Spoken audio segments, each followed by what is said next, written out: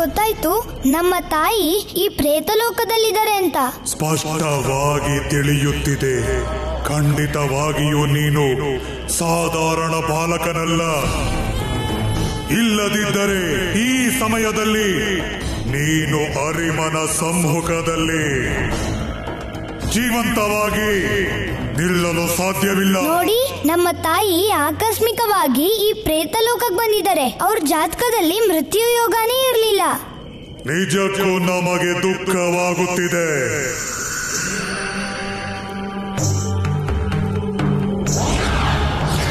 ಇಲ್ಲಿಯ ತನಕ ಯಾವುದೇ ಭೂಲೋಕವಾಸಿ ಸಾವಿಲ್ಲದೆ ಪ್ರೇತ ಲೋಕಕ್ಕೆ ಬಂದಿರಲಿಲ್ಲ. ಇದೇ ಕಾರಣಕ್ಕೆ ನಾವು ನಿಮಗೆ ಅವಕಾಶವೊಂದನ್ನು ಕೊಡುತ್ತೇವೆ. ನಿಮಗೆ ಧನ್ಯವಾದಗಳು. ಹೇಳಿ, ನಾವೀಗ ಏನ್ ಮಾಡಬೇಕು? ನೀವಿಲ್ಲಿ ನಿಮ್ಮ ತಾಯಿಯನ್ನು ಗುರುತಿಸಬೇಕು.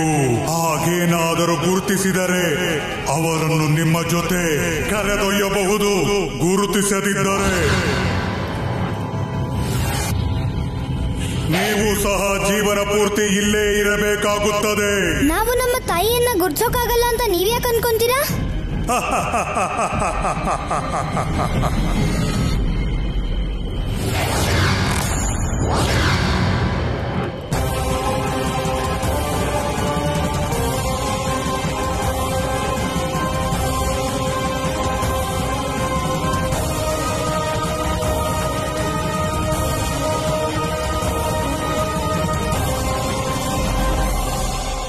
ಮಹಾರಾಜ, ನಾವು ಎಲ್ಲ ಕಡೆ ನೋಡಿದೆವು. ಅರಮನೆಯಲ್ಲೂ ಹುಡುಕಿದೆವು. ಮಾರುತಿಯವರು ಎಲ್ಲೂ ಕಾಣುತ್ತಿಲ್ಲ. ಎಲ್ಲೂ ಸಿಗಲಿಲ್ಲವೇ? ಹಾಗಾದರೆ ಮಾರುತಿ ಎಲ್ಲಿ?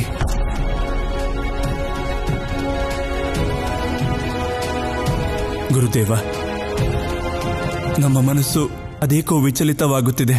ಮಹಾರಾಜ, ಮಾರುತಿ ಬಾಲಕನೇ ಇರಬಹುದು, ಆದರೆ ಅವರು ಅತ್ಯಂತ ಸಂವೇದನಾಶೀಲರು. ನೀವು ಚಿಂತಿಸಬೇಡಿ ಮಹಾರಾಜ. ಈಗ ಮಾರುತಿ ಏಕಾಂತದಲ್ಲಿ ಕುಳಿತು ಈ ಆಘಾತದಿಂದ ಹೊರಬರಲು ಪ್ರಯತ್ನಿಸುತ್ತಿರಬಹುದು.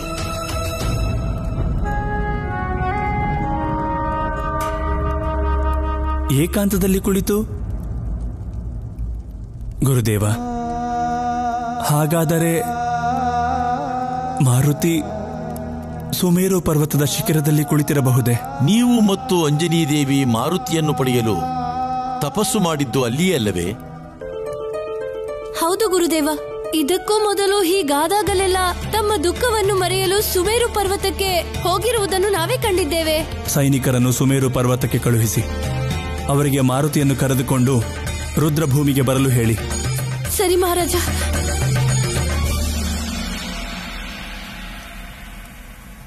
ಸಮಯ ಮೀರುತ್ತಿದೆ ಮಹಾರಾಜ, ಬನ್ನಿ.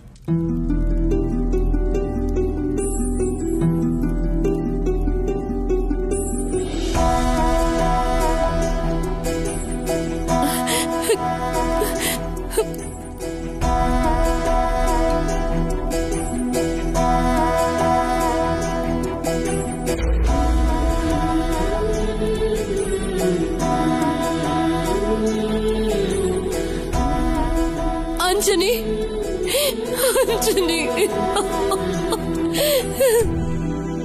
ಏಕೆ ಗುರುತು ಸಿಗುತ್ತಿಲ್ಲವೇ? ಈ ಆತ್ಮಗಳಲ್ಲಿ ನಿಮ್ಮ ತಾಯಿಯ ಆತ್ಮ ಯಾವುದೆಂದು?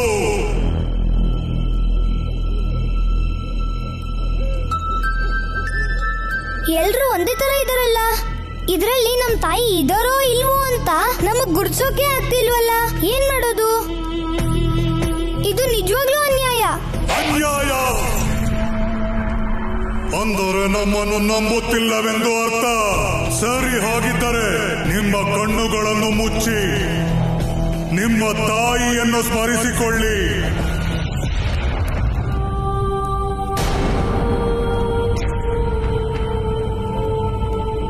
ಅಮ್ಮ,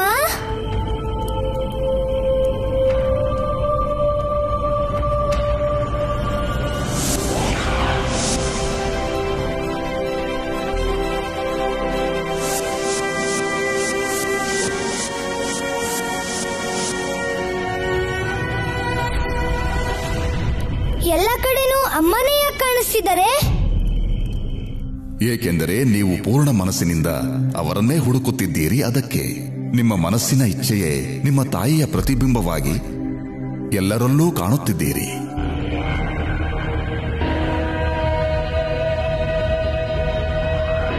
ಆದರೆ ಪ್ರಭು, ಇದರಲ್ಲಿ ನಿಜವಾದ ಅಂಜನಿ ದೇವಿ ಯಾರೆಂದು ಮಾರುತಿಯು ಹೇಗೆ ಕಂಡುಹಿಡಿಯಲು ಸಾಧ್ಯ?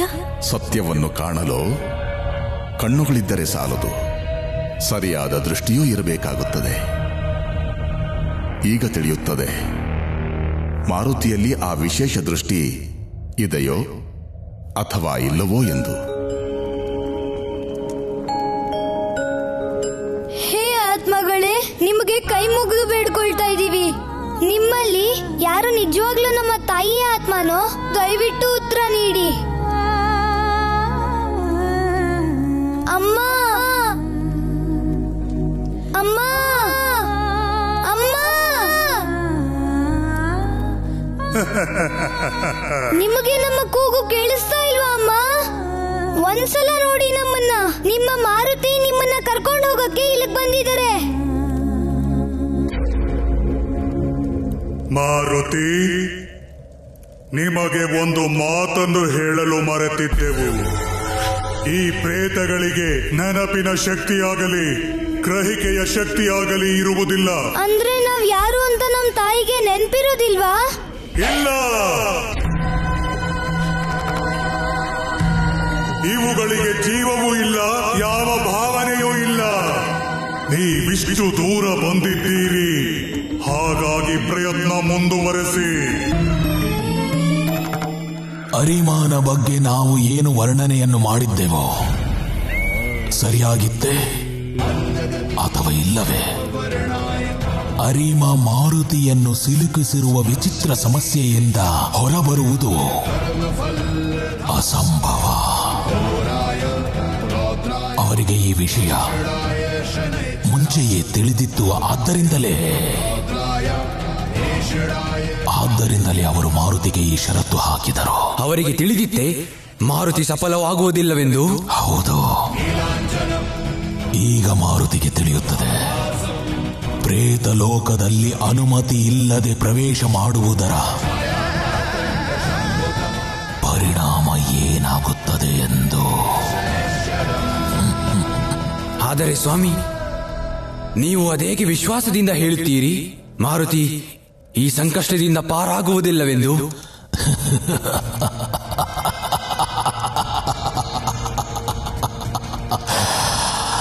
ಏಕೆಂದರೆ ಈ ಸ್ಥಿತಿಯಲ್ಲಿ ಮಾರುತಿಯ ಎಲ್ಲಾ ದಿವ್ಯ ಶಕ್ತಿಗಳು ವ್ಯರ್ಥವಾಗಿವೆ.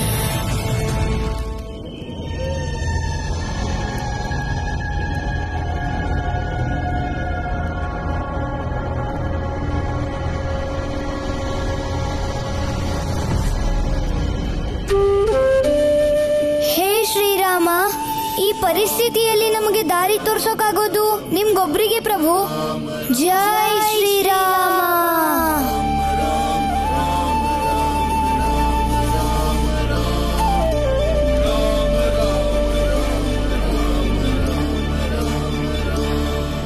ಅಮ್ಮ ಹೇಳಿದ್ರು ಜಗತ್ತಲ್ಲಿ ಭಾವನೆಗಳಿಗಿಂತ ಶಕ್ತಿಶಾಲಿ ಬೇರೆ ಯಾವುದೂ ಇಲ್ಲ ಅಂತ. ಅದಕ್ಕೆ ನಾವು ಪ್ರಾಣಿಗಳ ಭಾಷೆನೂ ಅರ್ಥ ಮಾಡ್ಕೊಳ್ತೀವಿ, ನಮ್ ಭಾಷೆ ಅವಕ್ಕೆ ಅರ್ಥ ಆಗುತ್ತೆ. ಅಮ್ಮ, ಯಾಕಮ್ಮ ನಮ್ಮ ಮನಸ್ಸಿನ ಭಾವನೆಗಳು ನಿಮಗೆ ಅರ್ಥ ಆಗ್ತಿಲ್ವಾ?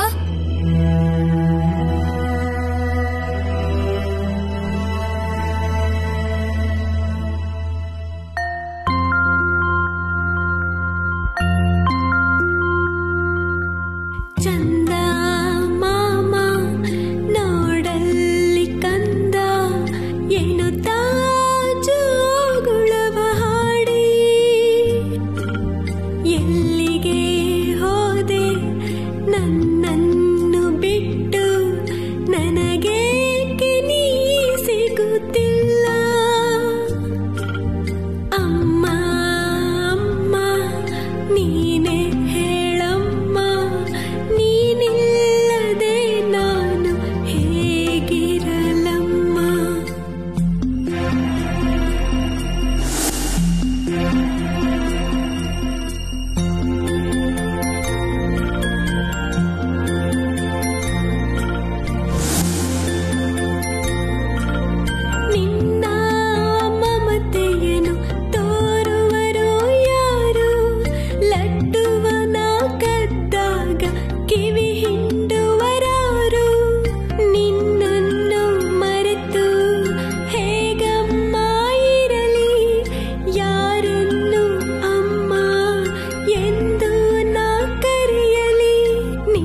ನೊಂದು ಅಮ್ಮ ನಿನಗಾಗಿ ಕಾದ ಕರುವು ನಾನಮ್ಮ ಗೋವಿಲ್ಲದ ಕರುವಿನ ಕಥೆಯು ಏನಮ್ಮ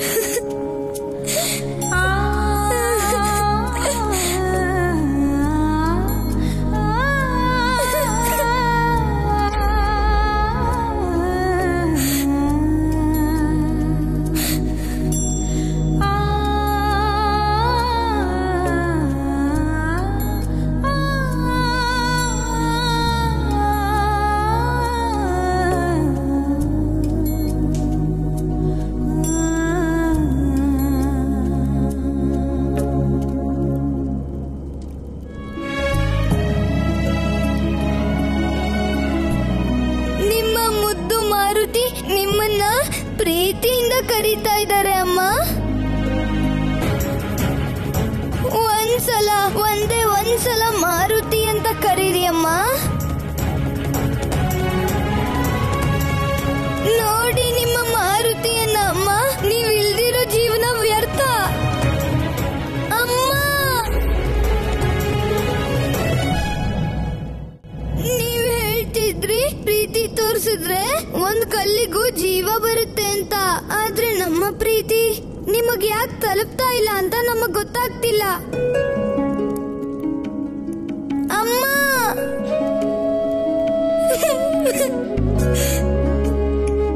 ನೋಡಿ ಅಮ್ಮ, ನೀವಿಲ್ದಿರೋ ಈ ಜಗತ್ತಲ್ಲಿ ನಾವೊಬ್ರೇ ಇದ್ದು ಏನ್ ಮಾಡೋದು ನೀವೇ ಹೇಳಿ.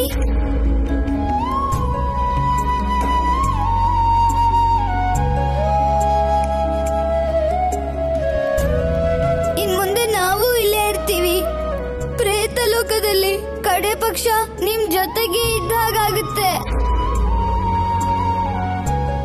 ನೀವ್ ನಮ್ಮನ್ನ ಗುರುತಿಸದೇ ಇದ್ರು ನಾವ್ ನಿಮ್ ಹತ್ರನೇ ಇರ್ತೀವಿ, ದೂರ ಹೋಗಲ್ಲ ಅಮ್ಮ.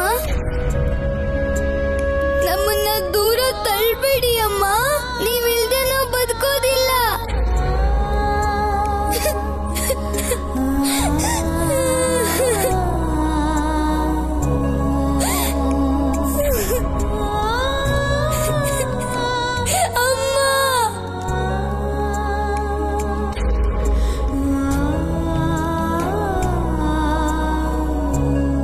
ಮಾರುತಿ,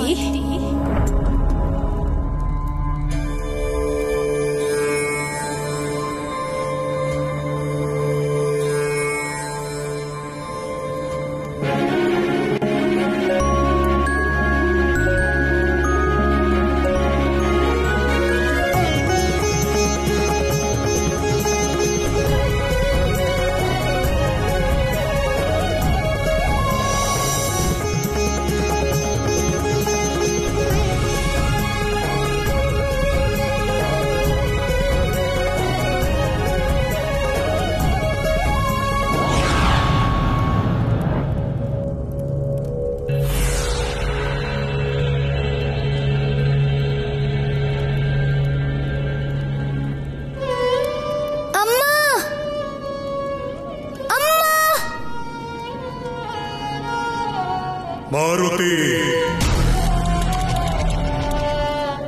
ನಾವು ನಿಮ್ಮ ತಾಯಿಯನ್ನು ಮುಕ್ತಗೊಳಿಸಿದರು ನಿಮ್ಮ ತಾಯಿ ಪ್ರೇತ ಲೋಕದಿಂದ ಹೋಗಲು ಸಾಧ್ಯವಿಲ್ಲ. ಯಾಕೆ ಹೋಗೋಕ್ ಸಾಧ್ಯ ಇಲ್ಲ? ಶನಿದೇವರು ನಿಮ್ಮ ತಾಯಿಯ ಮೇಲೆ ಶನಿ ಮಾರಕ ದೋಷವನ್ನು ಹೇರಿದ್ದಾರೆ.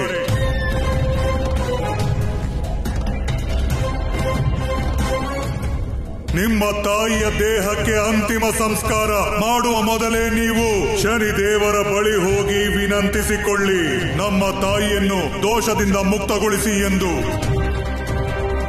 ಇಲ್ಲದಿದ್ದರೆ ನಿಮ್ಮ ತಾಯಿ ಅತೃಪ್ತ ಆತ್ಮ ಈ ಪ್ರೇತ ಲೋಕದಲ್ಲಿ ಕೊನೆಯವರೆಗೂ ನರಳುತ್ತಲೇ ಇರುತ್ತದೆ.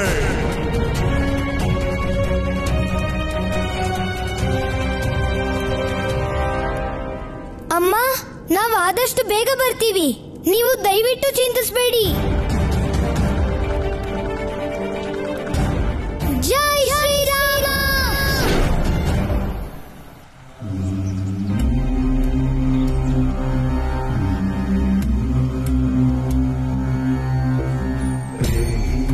ಸಮಯವಾದರೂ ಸೈನಿಕರು ಮಾರುತಿಯವರನ್ನು ಏಕೆ ಕರೆದುಕೊಂಡು ಬಂದಿಲ್ಲ?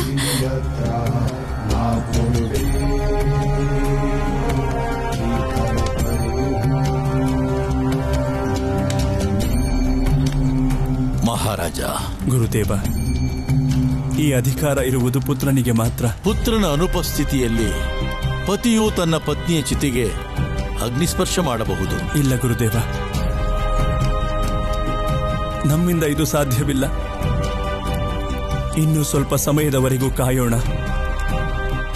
ನಮ್ಮ ಪುತ್ರ ಮಾರುತಿ ಬರುತ್ತಾರೆ. ನಿಮ್ಮ ಮನಸ್ಥಿತಿ ನಮಗೆ ಅರ್ಥವಾಗುತ್ತಿದೆ ಮಹಾರಾಜ. ಮಾರುತಿಯು ತನ್ನ ತಾಯಿಯ ಚಿತೆಗೆ ಅಗ್ನಿಸ್ಪರ್ಶ ಮಾಡಬೇಕೆಂಬುದು ನಮ್ಮ ಇಚ್ಛೆಯೂ ಆಗಿದೆ. ಆದರೆ ಒಂದು ಸಮಸ್ಯೆ ಇದೆ. ಯಾವ ಸಮಸ್ಯೆ ಗುರುದೇವ? ಈ ಪವಿತ್ರ ಮುಹೂರ್ತದಲ್ಲಿ ಚಿತೆಗೆ ಅಗ್ನಿಸ್ಪರ್ಶವಾದರೆ ಮಾತ್ರ ದೇವಿ ಅಂಜನಿಯ ಸಂಸ್ಕಾರ ಕಾರ್ಯಗಳು ಪೂರ್ಣಗೊಳ್ಳುತ್ತವೆ. ಹಾಗಾದಾಗ ಮಾತ್ರ ಮೋಕ್ಷ ಪ್ರಾಪ್ತಿಯಾಗುತ್ತದೆ ಮಹಾರಾಜ. ಆದರೆ ಈ ಪವಿತ್ರ ಮುಹೂರ್ತದ ಅವಧಿ ಆದಷ್ಟು ಬೇಗ ಪರಿಸಮಾಪ್ತಿಯಾಗುತ್ತಿದೆ ಮಹಾರಾಜ. ಈಗ ನೀವೇ ನಿರ್ಧರಿಸಬೇಕಾಗಿದೆ. ನೀವು ನಿಮ್ಮ ಪುತ್ರನಿಗಾಗಿ ಪ್ರತೀಕ್ಷೆ ಮಾಡಿ ಅವರಿಂದ ಈ ಅಂತ್ಯ ಸಂಸ್ಕಾರ ಮಾಡಿಸುವಿರೋ, ಅಥವಾ ಸ್ವತಃ ನೀವೇ ನಿಮ್ಮ ಪತ್ನಿಯ ಚಿತೆಗೆ ಅಗ್ನಿಸ್ಪರ್ಶ ಮಾಡಿ ನೀವು ನಿಮ್ಮ ದಿವಂಗತ ಪತ್ನಿಯ ಆತ್ಮಕ್ಕೆ ಮೋಕ್ಷ ಪ್ರಾಪ್ತಿ ಮಾಡುವಿರೋ?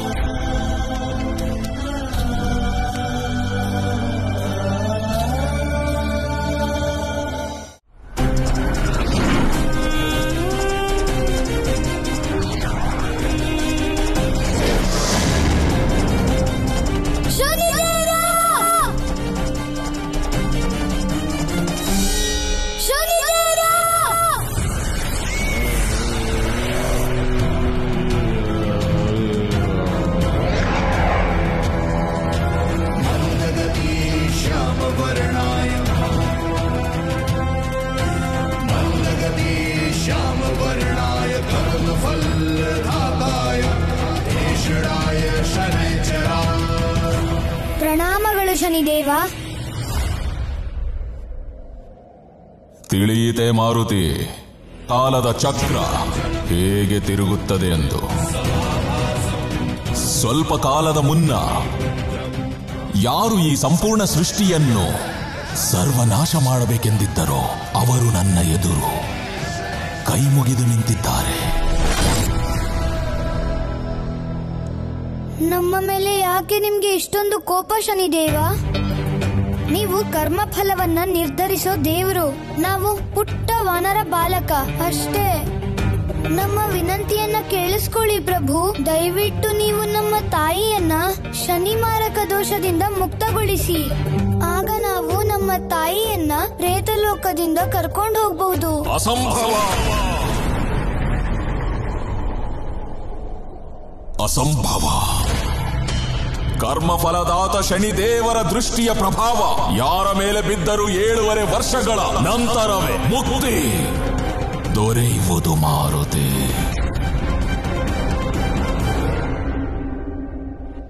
ನಮ್ಮ ತಾಯಿಯಿಂದ ಆದ ಅಂತ ದೋಷ ಏನು ಶನಿದೇವ? ಅವ್ರೇನಂತ ಪಾಪ ಮಾಡಿದ್ರು ಹೇಳಿ? ಅವ್ರಿಗೆ ಯಾಕೆ ಇಷ್ಟು ಕಠೋರವಾದ ಶಿಕ್ಷೆ ಕೊಟ್ಟಿದ್ದೀರಾ? ಇದರ ಉತ್ತರ ನಾನು ನಿನಗೆ ಹೇಳಬೇಕಾಗಿಲ್ಲ ಮೂರ್ಖ ವಾನರ. ಶನಿದೇವರ ವಕ್ರ ದೃಷ್ಟಿಯಿಂದ ಸ್ವಯಂ ಮಹಾದೇವರೇ ಉಳಿಯಲಿಲ್ಲ. ಒಬ್ಬ ತುಚ್ಛ ವಾನರ. ಎಚ್ಚರಿಕೆ ಶನಿದೇವ! ನಮ್ಮ ತಾಯಿಯ ಬಗ್ಗೆ ಅಪಶಬ್ದದ ಪ್ರಯೋಗ ಮಾಡಿದ್ರೆ ನೀವು ನಮ್ಮ ಗದೆಯ ಪ್ರಹಾರದ ರುಚಿಯನ್ನ ನೋಡ್ಬೇಕು.